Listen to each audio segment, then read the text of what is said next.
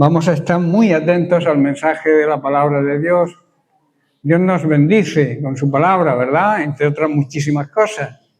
Nosotros le adoramos, le alabamos como hemos hecho y Él luego nos recompensa con su maná, con su palabra. Esa palabra bajada del cielo, ese pan de vida que recibimos cada día en nuestro espíritu. El alimento de nuestra alma y de nuestro espíritu es la palabra de Dios, leída, estudiada, predicada. Así que vamos a prestar atención y vamos a olvidarnos de todas nuestras preocupaciones, de las letras que tenemos que pagar mañana, de los recibos que nos vencen, del agua, de la luz, del teléfono, y vamos a centrarnos hoy, vamos a olvidarnos de toda preocupación para que el Señor pueda hablarnos nítidamente y esa palabra pueda entrar, pueda llegar a lo más profundo de nuestro ser. Bueno, como sabéis, estamos tratando el tema del compromiso. Algunos todavía no se han enterado de lo que es el compromiso, llevamos ya 8 semanas. Así que vamos a ir. Hoy creo que terminaré ya con el tema. Y si no termino, pues terminaré la semana que viene. Así que no hay problema, ¿verdad? El título es Compromiso hasta el final. Y estamos estudiando ciertas consideraciones acerca del compromiso. Decíamos que el compromiso no es una opción, es una obligación, es un deber de todo creyente. Y el compromiso verdadero, si hay un verdadero compromiso, ese compromiso exige renunciar a ciertas cosas que debemos renunciar y poner en primer lugar el compromiso hacia Dios, lo que Dios nos exige. Está basada estas meditaciones en Lucas capítulo 9, verso 62, donde el propio Jesús nos dice: ninguno que poniendo su mano en el arado, esto indica el día que nos convertimos y decidimos seguir a Cristo, nos comprometemos en ese momento. Dice, pero si mira hacia atrás, o sea, si se acuerda de lo que antes hacía, no es apto para el reino de Dios, no es aprobado para el reino de Dios. Dios no lo aprueba, lo suspende, quiere decir, ¿verdad? Por eso hay un gran peligro cuando miramos atrás, cuando nos acordábamos de lo que hacíamos en el mundo, de las tradiciones, de todas aquellas cosas, obras muertas quizá, cosas que hacíamos, religiosidad pero sin corazón, sin un verdadero interés y compromiso. Hacíamos las cosas quizá por miedo a la condenación, pero las cosas para el Señor hay que hacerlas por amor, no por miedo, ni por temor a la condenación. Por eso existe un grave peligro cuando miramos atrás y estamos estudiando las distintas causas de por qué miramos atrás. La última o la penúltima que estudiábamos hablaba de que tenemos que despreciar la vergüenza o la afrenta pública por predicar el Evangelio. No ser cristianos escondidos, cristianos camaleones, cristianos de la secreta, que yo también llamo, que conozcan que realmente somos cristianos. Cristo menospreció el oprobio por amor a ti y por amor a mí. Cristo sufrió afrenta pública, que es lo que significa el oprobio. Y nosotros no tenemos por qué afrentarnos o avergonzarnos de quién creemos. Aunque nos persigan, aunque nos critiquen, más persiguieron y criticaron a Jesús, ¿verdad? Y no tenían motivo ninguno. Pero Él fue ejemplo de oprobio. Y la última, razón que hemos estudiado o que estamos en ello es la recompensa gloriosa y eterna que tenemos. Dice Hebreos 12:2 que Cristo se sentó como recompensa al menosprecio, al oprobio, como recompensa a su obediencia. Dice que se sentó a la diestra del trono de Dios. Cristo no quedó en la cruz ni en la tumba. Él resucitó y fue exaltado y glorificado. Y se sentó en el lugar de más privilegio, a la diestra de Dios el Padre. Por eso, pero luego Pablo dice en 2 de Timoteo capítulo 4, verso 8, Pablo afirma con una garantía, con una seguridad que él tenía una gran fe. Dice, me está guardada, esto lo dijo poco antes de fallecer, de que lo mataran. Dice, me está guardada la corona de justicia. Él lo aseguraba, o sea, no lo ponía en duda. Sabía que le aguardaba una recompensa en el cielo. Esa recompensa era por haber sido fiel hasta el final. por haberse comprometido y haber llegado el compromiso hasta la muerte, hasta el final. Y esta recompensa no habla de salvación, sino de recompensa a nuestra fidelidad en nuestro compromiso hacia Dios. Fidelidad significa ser constante, perseverante, firme, verdadero en lo que uno cree, en lo que uno promete y en lo que uno ama. Es cumplir la palabra dada, que a veces nos cuesta, a veces cumplir la palabra que damos. Y hay que cumplirla aunque nos cueste. También es no abandonar el camino a la mitad. Es permanecer cuando otros vemos que abandonan. Que no seamos influenciados por aquellos que abandonan, sino oremos y tengamos misericordia de los que abandonan. Porque es un riesgo enorme conocer, disfrutar de las bendiciones de Dios y luego despreciarlas. Cuando abandonamos significa que despreciamos la bendición que hemos recibido. Y eso es gravísimo para Dios. Seguir a Cristo es una decisión que nos compromete. No es algo que hacemos para librarnos del infierno. El compromiso se adquiere en el momento que nos convertimos. Y eso exige una rendición total a nuestro yo. Rendirnos a nuestra manera antigua de vivir. Seguir a Cristo implica negarse, morir al yo, tomar la cruz cada día. Esto conlleva una gran y gloriosa recompensa. Lo que Pablo dice, la corona de justicia. Cristo no nos va a pedir más de lo que Él ya ha hecho. Cristo fue el campeón del sufrimiento. Jamás nosotros vamos a llegar a sufrir, por mucho que suframos, jamás llegaremos a sufrir lo que Él sufrió. Lo que se hace para Cristo, ni el tiempo, ni la muerte, ni el olvido lo pueden borrar. Quizás las personas del mundo se olviden, tus vecinos, tus familiares inconversos se olviden, pero Dios jamás se va a olvidar del tiempo que le has dedicado, de la obra que has hecho para Él. Dios la guardará en el cielo y nos dará una gran recompensa, cosa que no tendremos esa recompensa si nos presentamos ante Dios con las manos vacías. ¿Estáis entendiendo? Tú aceptas a Cristo, tú eres salvo, tú vives de alguna manera la vida cristiana, pero no te entregas en tu compromiso a Dios. Tú eres salvo, claro que sí que eres salvo, pero no vas a disfrutar de los premios, las recompensas que Dios tiene para sus hijos fieles y que se mantengan fieles hasta el final, porque no se trata de empezar, hay que terminar. La siguiente consideración acerca del compromiso. El compromiso es probado en la adversidad. No es difícil comprometerse cuando todo va bien, ¿verdad? Pero el verdadero compromiso se demuestra cuando hay problemas. La gente va a ver y vamos a notar todos si tu compromiso es verdadero cuando estés atravesando pruebas y problemas. Un ejemplo cotidiano.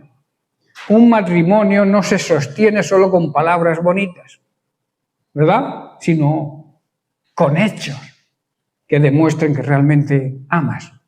Y sobre todo con fidelidad cuando llegan las dificultades, porque la luna de miel es muy bonita, ¿verdad? Ahí nos prometemos, nos amamos, estamos gozosos, hasta que la muerte nos separe. Yo quiero dedicar toda mi vida a servirte y tú a servirme a mí mutuamente, a amarte y a recibir el amor. Pero ahí cuando llegan las dificultades, ¿qué pasa? Cuando llega una enfermedad en una de las dos partes, ¿qué ocurre? Hay personas que abandonan a la persona enferma. Porque claro, yo me casé con una mujer o con un hombre sano y ahora se me ha puesto enfermo y tengo que cuidarlo. Pues me busco otro que esté sano. Eso ocurre, hermanos, y ocurre también en las iglesias llamadas evangélicas. ¿Qué ocurre cuando viene la escasez? Cuando hay problemas que no llegamos a final de mes.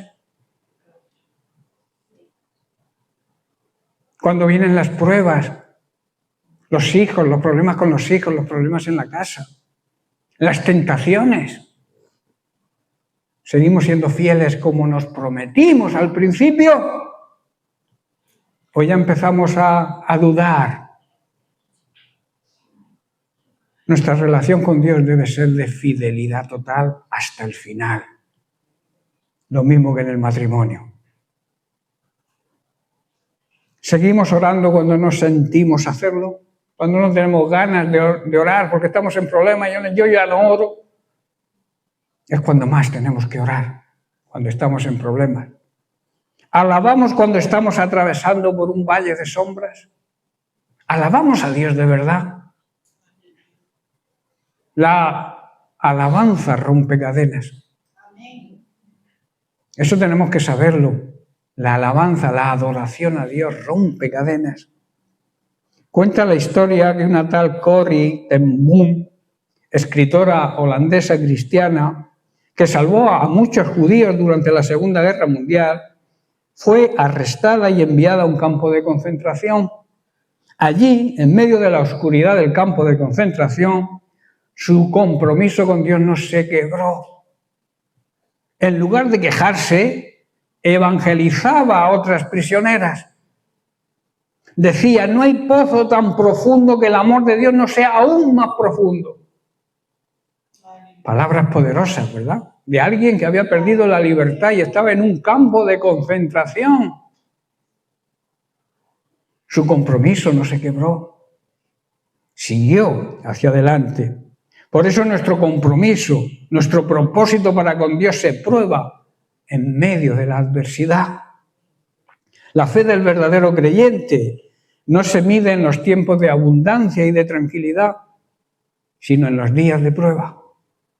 Ahí es donde se mide la fe de un verdadero cristiano. Es fácil levantar las manos al cielo cuando todo va bien. Es sencillo hablar de fe cuando no hay dolor. Pero el verdadero carácter del cristiano, su propósito y su compromiso con Dios se revela en el horno de la aflicción. Las Sagradas Escrituras están llenas de ejemplos de hombres y mujeres que fueron probados, no en la comodidad, sino en medio de la adversidad. Ejemplo, Abraham fue probado cuando Dios le pidió a su hijo en sacrificio. Menuda prueba, ¿verdad? Lo que más quiere uno en nuestra vida es a nuestros hijos. Y Dios nos pide que sacrifiquemos precisamente al hijo de la promesa. Abraham, recordad que recibió la promesa de que sería padre de multitudes, y aún en la vejez, con 100 años o más, con Sara, su esposa estéril, Dios le prometió que sería padre de multitudes y creyó por fe. Sara quedó embarazada, dio a luz a Isaac. Y cuando el niño ya era mocito, el Señor le dice, ahora me tienes que sacrificar a tu hijo. Eso es pasar por el horno de la aflicción, ¿verdad? Pero Abraham no dudó. Él sabía que incluso la promesa de Dios de que sería padre de multitudes se cumpliría aún con Isaac muerto. Eso es fe. De ahí que se le llame a Abraham el padre de la fe. José, otro ejemplo, fue probado en Egipto. Fue encarcelado injustamente. Pero supo mantenerse en la fe. Sabía que el propósito de Dios con eso iba más allá de su prisión. Daniel fue probado en el foso de los leones. Job fue probado en la pérdida y en el sufrimiento. En cada uno Dios no buscaba destruirlos, sino mostrar la autenticidad de su fe y la solidez de su propósito aún en medio de la adversidad.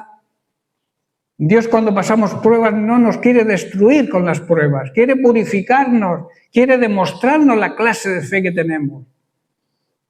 El compromiso, el propósito verdadero se revela, se demuestra en la prueba. Un propósito y un compromiso para con Dios no es un simple deseo emocional, ni una promesa que se hace a la ligera. Es una decisión firme del corazón. pero esa decisión se va a probar. Va a tener que pasar por la prueba del fuego. La fe de Abraham primero se midió cuando salió de Ur de los Caldeos sin saber a dónde iba. Pero fue puesta a prueba cuando levantó el cuchillo sobre Isaac, su hijo, y se comprometió plenamente con Dios. Abraham estaba comprometido plenamente con Dios. Sabía que ese propósito sería hasta el final.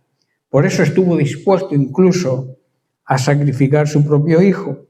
La integridad de José comienza en la casa de su padre y fue probada en Egipto cuando fue tentado por la esposa de Potifar y acusado injustamente, acabó en la cárcel.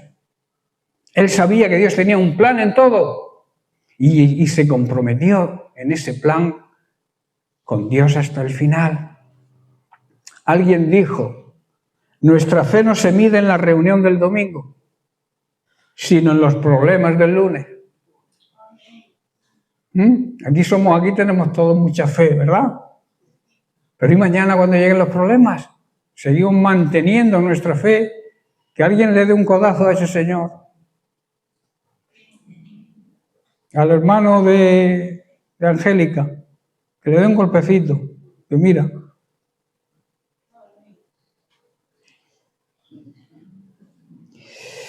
Repito, alguien dijo, nuestra fe no se mide en la reunión del domingo, sino en los problemas del lunes.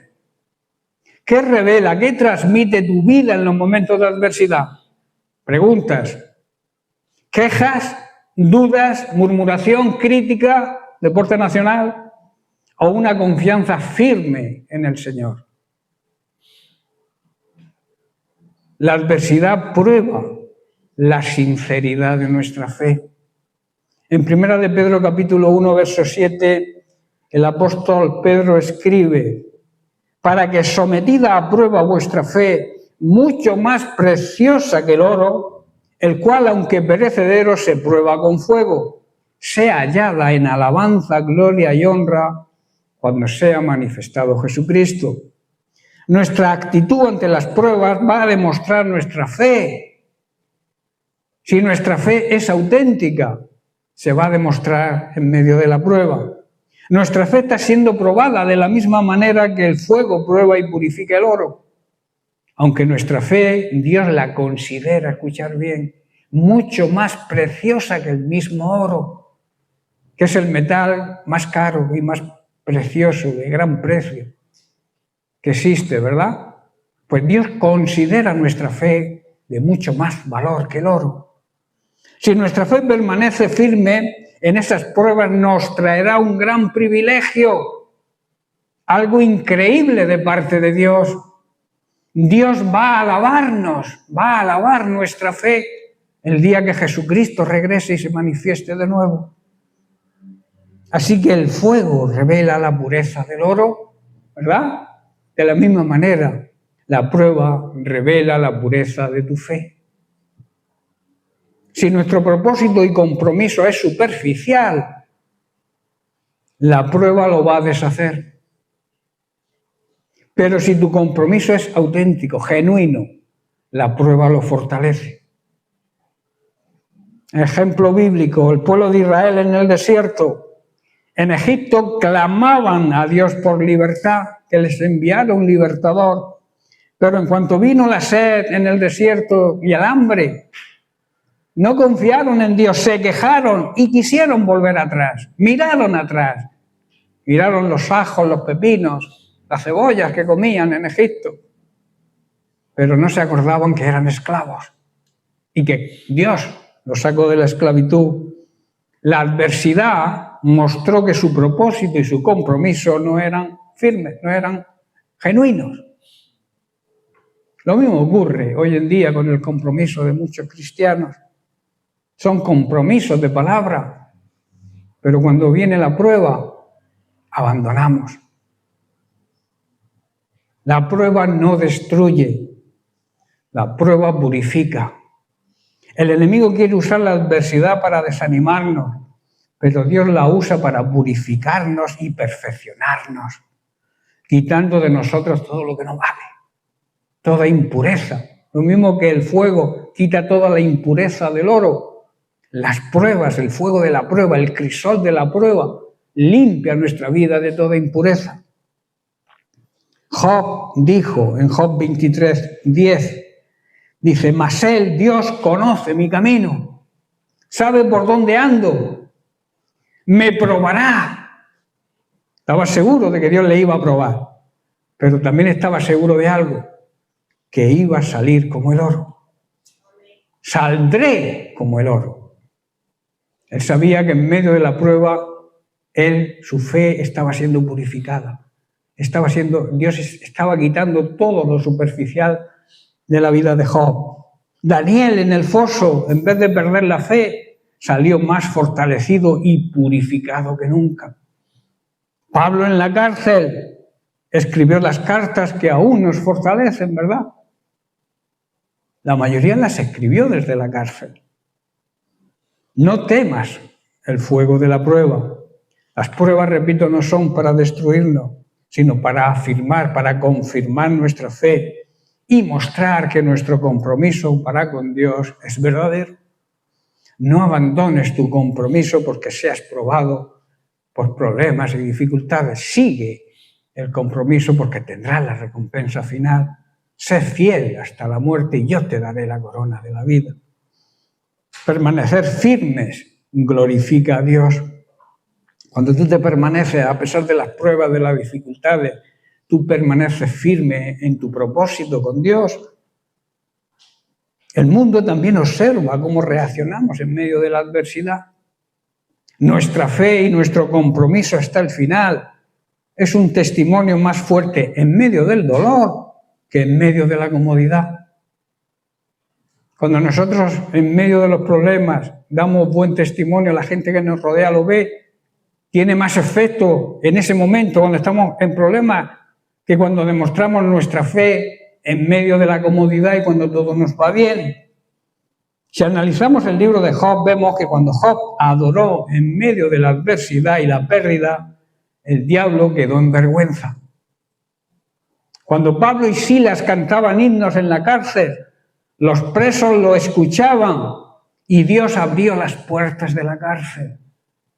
Como dije antes, la alabanza y la adoración rompe cadenas, abre puertas, derrumba cerraduras, ataduras, cualquier atadura que tengas. Adora y alaba a Dios y serás libre de esa atadura, sea la que sea. Que a veces tenemos ataduras pequeñas, incluso ataduras de humo, como aquel que fuma, está atado a una columna de humo. Pero hay todavía otras peores. Pero el Señor nos libra de todas cuando le adoramos y le alabamos de verdad. Cuando permanecemos fieles al propósito de Dios y llevamos nuestro compromiso hasta el final, nuestros hijos, nuestra familia, nuestros amigos, nuestros compañeros en el trabajo, nuestros vecinos van a ver que nuestro Dios es real.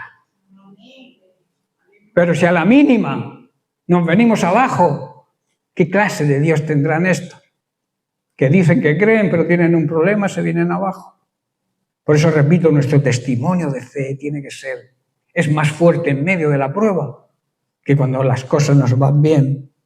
Nuestro compromiso para con Dios no se mide con las palabras que decimos, sino con nuestra resistencia ante la adversidad. Se mide cuando seguimos confiando, aunque no entendamos. Se mide cuando seguimos obedeciendo, aunque nos duela. Se mide cuando seguimos adorando, aunque todo nuestro alrededor se derrumba. Se mide cuando aceptamos la corrección y la disciplina, que son pruebas del amor de Dios. La adversidad es el crisol donde se prueba nuestra fe. Si permanecemos fieles, saldremos más puros, más fuertes y más útiles para la gloria de Dios. Quizá estés en medio de una adversidad hoy, no lo sé. No pienses que Dios te ha olvidado, no pienses eso jamás, ni que tu compromiso ha sido inútil. Continúa adelante.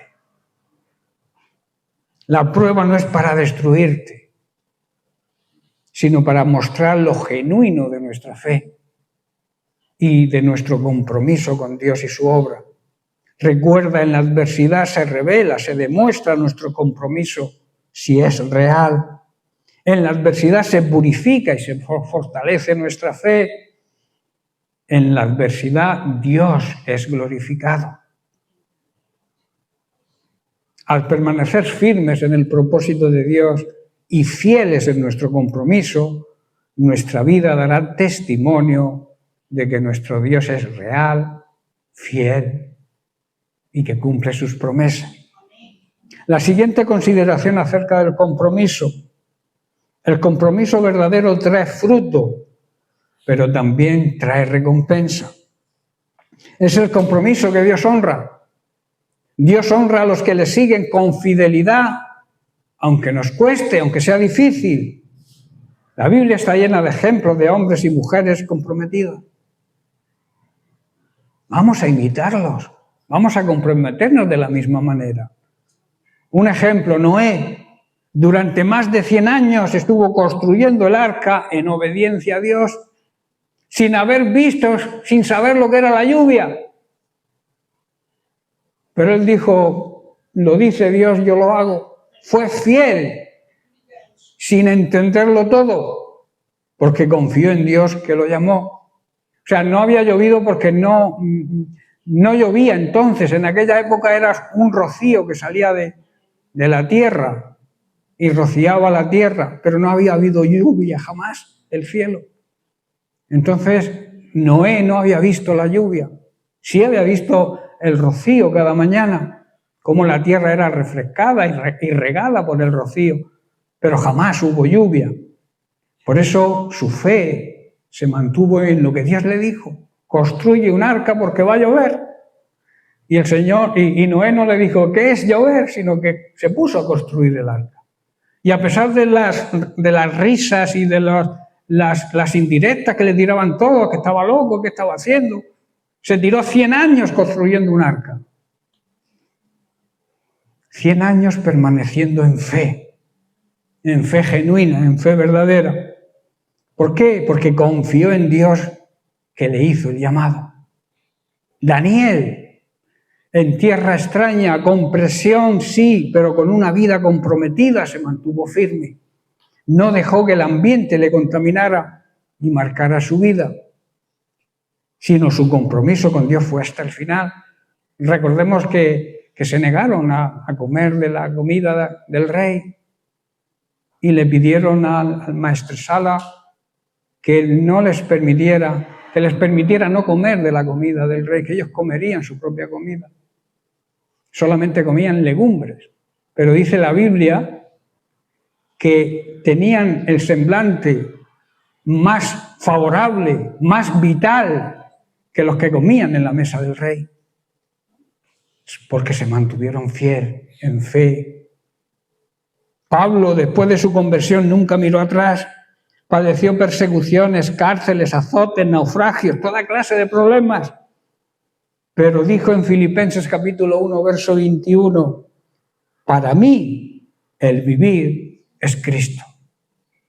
Lo más importante para mí, me da igual los padecimientos, todo lo que estoy sufriendo.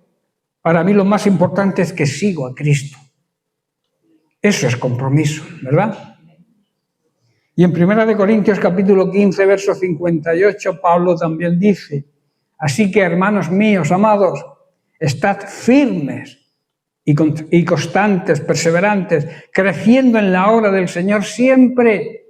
Siempre hay que estar creciendo, no te creas que lo sabes todo, no te creas que has llegado al límite de tu crecimiento espiritual, cada día se puede crecer más. Por eso dice estar creciendo en la obra del Señor siempre. Y luego añade, sabiendo que vuestro trabajo en el Señor no es en vano, no es inútil. Después de hablar de la resurrección, si leemos este capítulo, después de hablar de la resurrección y de la victoria sobre la muerte, el apóstol Pablo nos deja este consejo y estas grandes palabras de ánimo. Estad firmes, que nadie os mueva de vuestra fe. Manteneos sobre la roca que es Cristo. Y luego ser constantes, perseverantes, no rendiros. Terminar vuestro compromiso hasta el final. ¿Por qué? porque vivimos en un mundo que se mueve sobre unas bases poco sólidas, que cambia constantemente de forma de pensar. Hoy se piensa una cosa, mañana la contraria. Este mundo está siendo sacudido por vanas filosofías y grandes disparates e ideologías que faltan a toda ética y toda moral. Ayer tarde hablábamos a los jóvenes de las ideologías que hay hoy en día. Pero el creyente verdadero debe estar plantado como un árbol junto a corrientes de agua. Como dice el salmista, las aguas son simbología de la palabra de Dios. Quiere decir que tenemos que estar plantados, arraigados, bien arraigados a la palabra de Dios, sin dejarnos llevar por cualquier viento de todas estas falsedades, de todas estas ideologías, doctrinas, filosofías, ideas humanas, no divinas. Una ideología es algo que alguien ha tenido la idea y ha dicho, bueno, vamos a poner, a ver si esto cuela. Y el mundo, como anda deseoso de todas estas tonterías, pues se va uniendo a esas corrientes y acaban destruyendo a los jóvenes, porque la ideología de género está destruyendo la identidad de nuestros jóvenes y nuestros niños. Desde muy pequeños ya le están infundiendo en la mente que pueden ser lo que ellos quieran, que pueden decidir sobre su sexo. Cuando la Biblia en Génesis dice, oh, varón y hembra los creó, ese es el plan, el propósito de Dios. El plan de Dios es hombre y mujer. Pero a alguien se le ocurrió decir, bueno, vamos a cambiar esto. Porque quieren quitar a Dios de en medio de toda la sociedad, quieren quitar el Dios de la política, de los gobiernos, de los colegios, de los institutos. Quieren quitar a Dios de en medio. Y no podrán. Mientras nos mantengamos, la Iglesia verdadera de Cristo, nos mantengamos fieles y firmes en nuestro compromiso con la verdad, jamás nos van a borrar. Pero tenemos que demostrarlo. Repito, no es venir los domingos a la iglesia, es demostrarlo cada día en nuestra área de trabajo, en nuestras relaciones con los vecinos, con nuestra familia, nuestros compañeros de trabajo. Tenemos que demostrar nuestra fe. Luego Pablo añade, creciendo en la obra del Señor, siempre. Ese siempre significa, entre otras cosas, en tiempos de bonanza y en tiempos de problemas. No se trata de conformarse con lo que ya hemos hecho. En la vida cristiana no hay jubilación espiritual. No nos jubilamos los cristianos. Siempre hay algo que hacer para el Señor, independientemente de la edad que tengamos.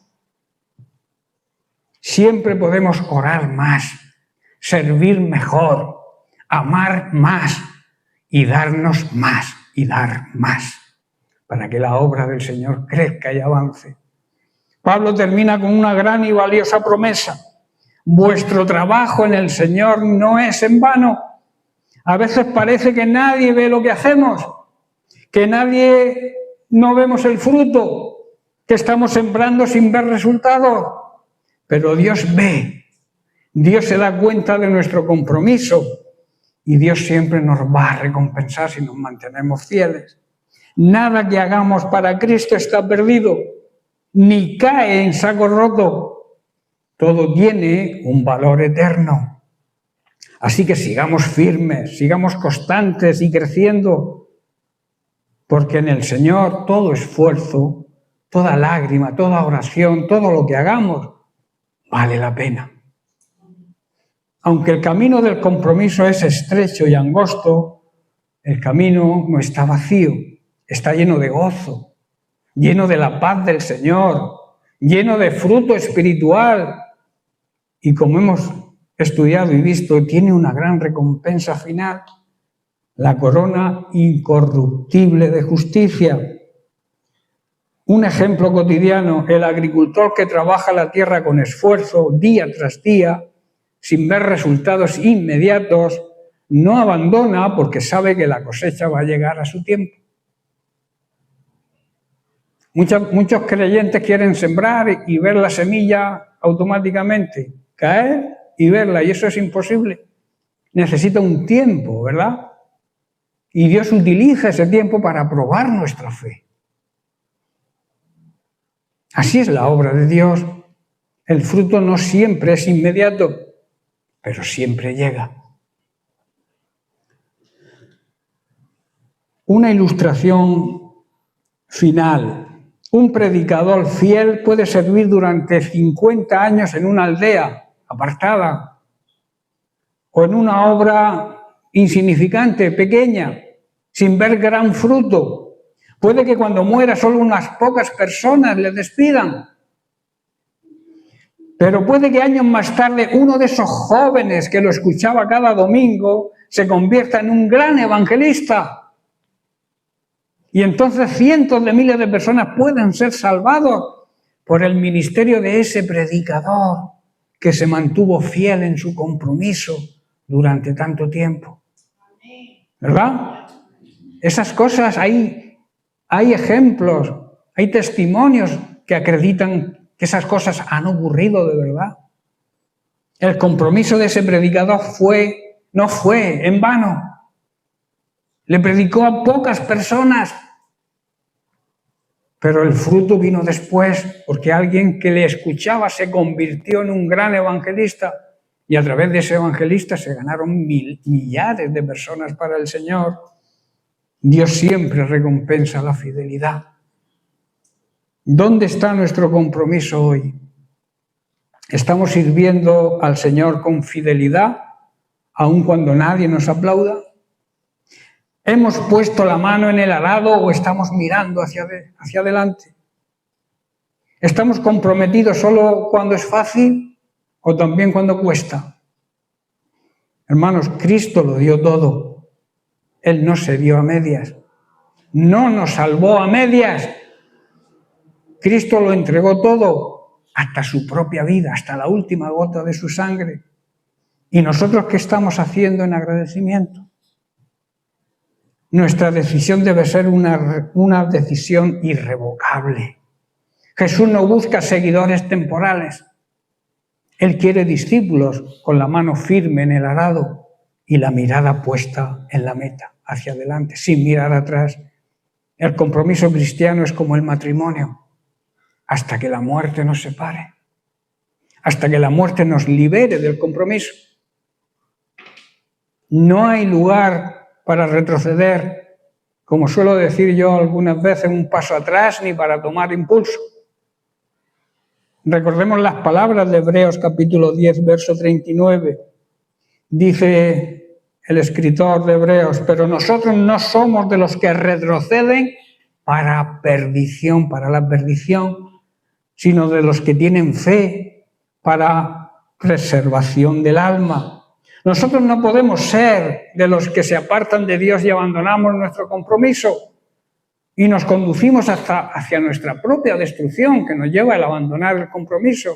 Nosotros los creyentes verdaderos debemos ser fieles a Dios en todo, y así nuestras almas serán salvas. Deberíamos hacernos las siguientes preguntas.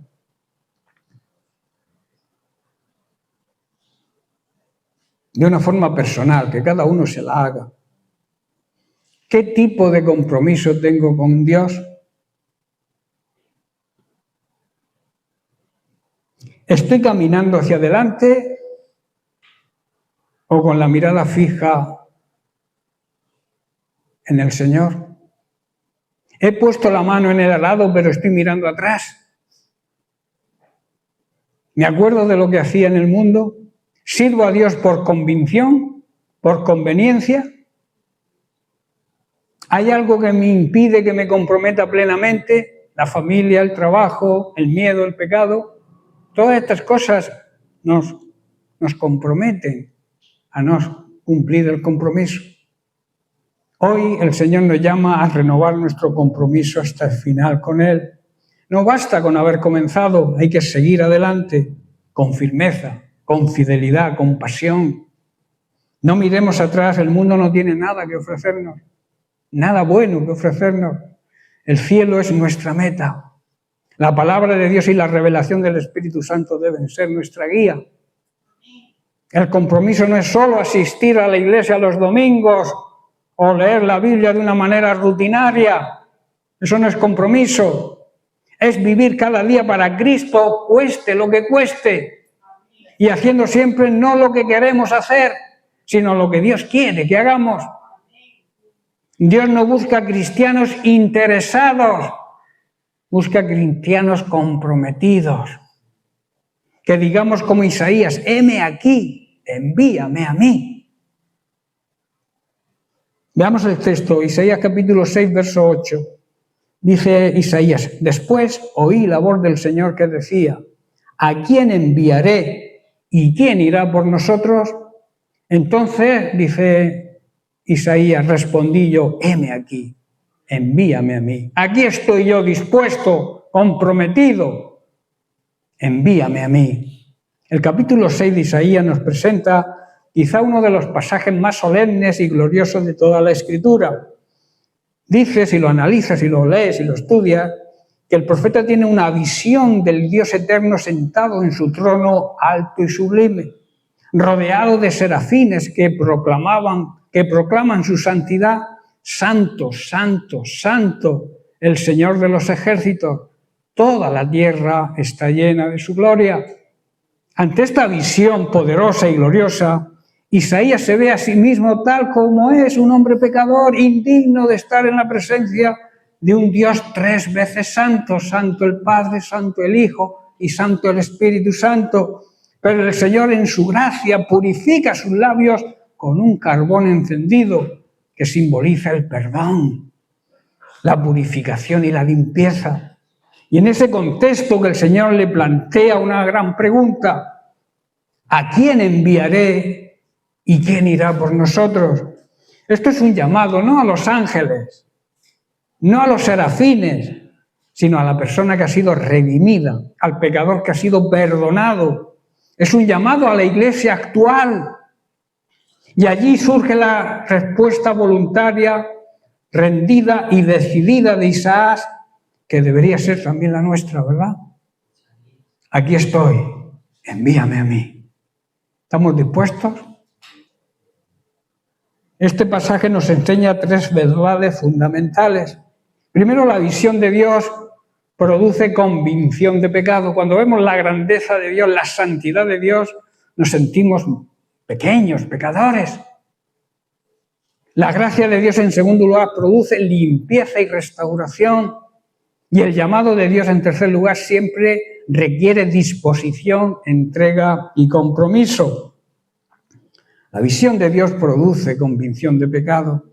Cuando vemos la grandeza de Dios, vemos nuestra condición pecadora. Isaías comienza declarando en el versículo 5, ¡ay de mí, que soy muerto! Porque siendo hombre inmundo de labios y habitando en medio del pueblo que tiene labios inmundos, han visto mis ojos al Rey, al Señor de los ejércitos y su grandeza. Nadie puede tener un verdadero sentido de misión y de compromiso si antes no ve el verdadero sentido de la grandeza de Dios. Cuando vemos la grandeza de Dios y nuestra insignificancia ante Él, nuestro compromiso se acrecienta. Cuando Isaías vio la santidad de Dios, se vio pequeño, débil y profundamente pecador.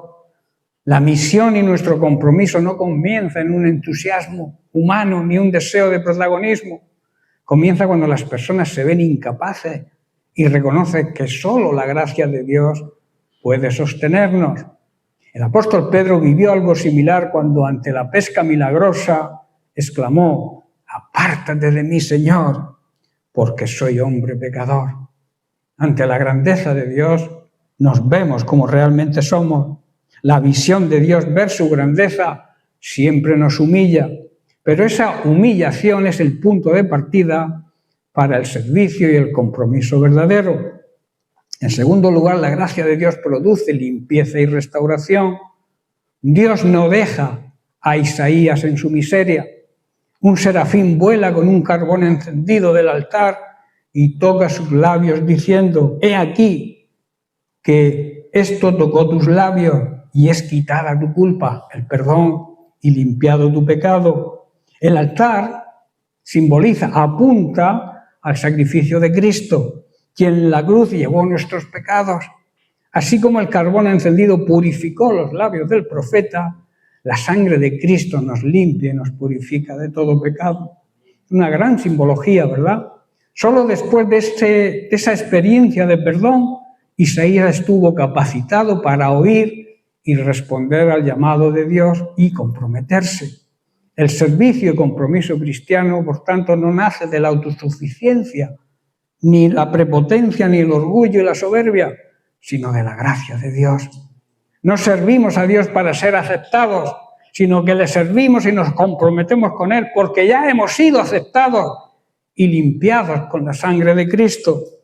Y por último, el llamado de Dios requiere disposición y entrega. La voz del Señor resuena en el corazón de Isaías. ¿A quién enviaré? ¿Quién irá por nosotros? Es la misma voz que sigue sonando a lo largo de la historia y por supuesto hoy también en medio de su iglesia. Es el clamor de Dios ante un mundo perdido, necesitado de salvación. El mundo está perdido. No tenemos más que conectarnos con las noticias, las redes sociales y ver cómo está el mundo. Necesita salvación. Y la respuesta de Isaías es inmediata. Heme aquí, envíame a mí para traer salvación a la gente que está perdida. Isaías no preguntó ¿a dónde? ¿Con quién? ¿Cuánto me costará? Su respuesta fue total y rotunda. Heme aquí, aquí estoy dispuesto. Todo su ser, toda su vida estaba a disposición de Dios porque se comprometió con Dios hasta el final. Este es el espíritu que debe caracterizar a cada creyente. El Señor sigue preguntando hoy, ¿quién irá? ¿Quién responde a mi llamado? ¿Quién llevará mi palabra? ¿Quién me servirá en medio de una generación incrédula? La pregunta no es si Dios tiene un propósito, que todos sabemos cuál es. La pregunta es si nosotros tenemos un corazón dispuesto y comprometido. En Mateo 9:37, ya estoy terminando, Jesús nos dice, la mies, a la verdad, es mucha, más los obreros son pocos. El problema no es la falta de necesidad, que hay mucha. El problema es la falta de disponibilidad y de un compromiso verdadero. Por eso, en primer lugar, debemos examinar a la luz de la santidad de Dios, debemos hacer un autoexamen de nosotros mismos.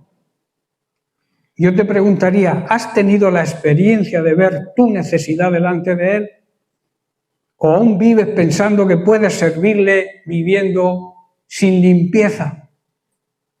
Debemos recibir la gracia que nos limpia. No hay servicio aceptable ni compromiso real sin el perdón de Cristo. Si tú no has sido perdonado por Cristo porque has entregado tu vida total y realmente a Cristo, no puede haber compromiso. ¿Has sido purificado por su sangre? ¿Has recibido tu perdón? Debemos estar dispuestos y gozosos para el llamado. Dios no busca superhéroes, busca corazones dispuestos, humildes. El secreto no está en nuestra capacidad, sino en nuestra entrega, nuestro compromiso total y hasta el final. Y en esa disposición Dios nos capacita, ¿verdad? Isaías pasó de decir, ¡ay de mí!, a decir, heme aquí, cuando vio la grandeza de Dios. ¿Estás viendo la grandeza de Dios? Busca su grandeza, búscalo en oración, en intimidad con Él. Y cuando veas esa grandeza, verás cómo te comprometes de verdad con Él. Esa es la transformación que solo la gracia de Dios puede producir. La persona que se reconoce indigna, pero que ha sido limpiada y purificada, puede ofrecerse y comprometerse como un instrumento para ser usado en las manos del Señor. Hoy Dios sigue preguntando, ¿a quién enviaré y quién irá por nosotros? ¿Cuál será tu respuesta? ¿La ignorarás? ¿Recapacitarás? ¿Le darás una respuesta? Que no sea la indiferencia, hermano, que no sea el silencio, que no sea el desánimo, sino nuestra disposición al compromiso y que podamos decir como el profeta Isaías dijo, aquí estoy, dispuesto, envíame, porque estoy preparado y comprometido contigo, dispuesto estoy hasta el final. Amén. Dios. Bien, porque que Dios les bendiga. Ya hemos terminado con este tema. La semana que viene empezaremos con un tema diferente. Que Dios les bendiga.